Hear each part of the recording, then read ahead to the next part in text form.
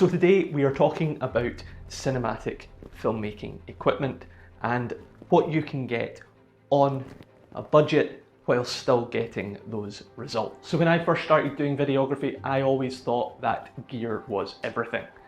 However, I didn't quite have the budget to be able to afford the top-end gear possible, and I started out my journey with a birthday gift and Christmas gift of the Sony A57.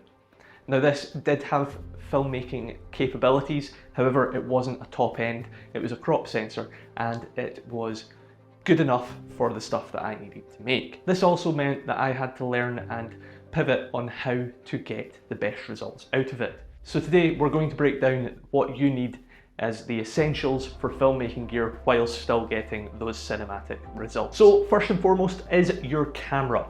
You can't really shoot without having a camera of some type. You can get away with your phone. Things like 28 months later, years later is the one, was predominantly shot with an iPhone. It also plays into the themes on that and gives it a little more grounding. But as I say, you don't need a fantastic, all singing, all dancing, full frame camera. There is cameras out there like the Sony a6700 and the Canon M50 that you can pick up used and still get fantastic results.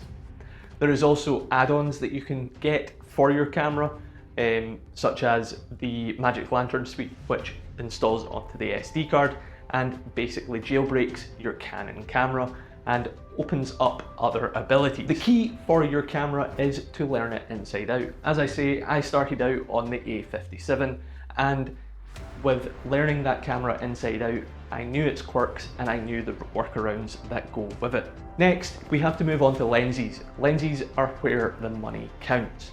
If you have a really good camera but a really crap piece of glass, then you're not going to get the results that you're looking for.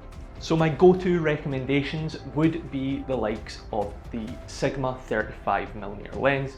It works great for budget filmmakers and does not burst the bank in the sense of lenses.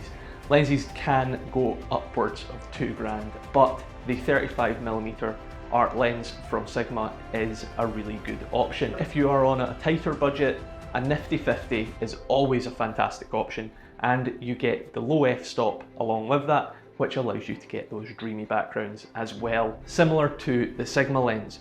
Now just remember that one lens can completely change the look of your footage. So be wise, look at all of the test imagery, and if you can, rent a lens first before you fork out for those big buck items. After your lens, lighting is one of the next most important things. If you don't light your videos properly, a cheap camera will look even cheaper. Likewise, a really expensive camera can look just as bad. Lighting is what separates an amateur video from a cinematic one. You can definitely pick up some cheap budget lighting. You can shoot with can lights.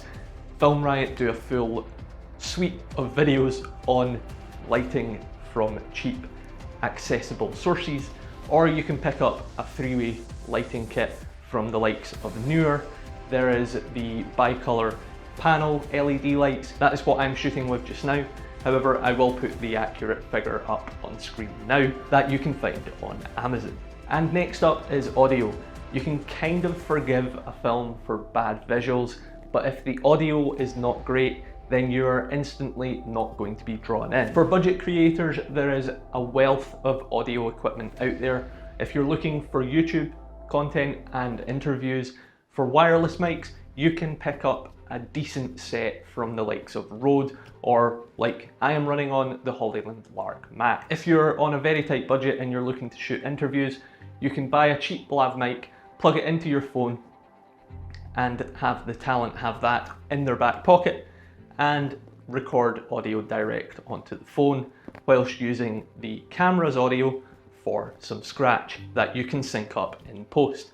That way you get the best results possible and you don't skimp on the audio. Stability within your shots can make them feel grounded and intentional. You don't need a £500 gimbal for your videos to feel cinematic. However, it is ideal to use something to keep the image steady and you don't get that jello look. You can lock it off on a cheap budget tripod. You can pick up one for around £40, which will be more than adequate if you're shooting in an internal studio environment. A little bit more robustness required if you're shooting outdoors. If you are shooting handheld, remember to keep your elbows locked into your sides and walk with your knees bent, allowing that little bit of suspension to kick in so that you don't get the hard footsteps. And finally, it's all the small little accessories that you forget that go into making films. That being fast SD cards, ND filters for bright sunny days if you're shooting outdoors, even indoors if you're shooting with your back to a window and you want to be able to not blow out your image. These small accessories aren't flashy, they are necessary for you to be able to capture this, so always bring that into consideration within your budget. So if you are just getting started, don't stress about getting the best gear. Build your kit slowly and intentionally, and you will be in with a winning combination. If you've found this video useful, leave a comment down below if you want to see more filmmaking and freelance tips. Hit that subscribe button, hype the video if you want, I've still not seen that little button come up yet, and I'll catch you in the next one. Take it easy.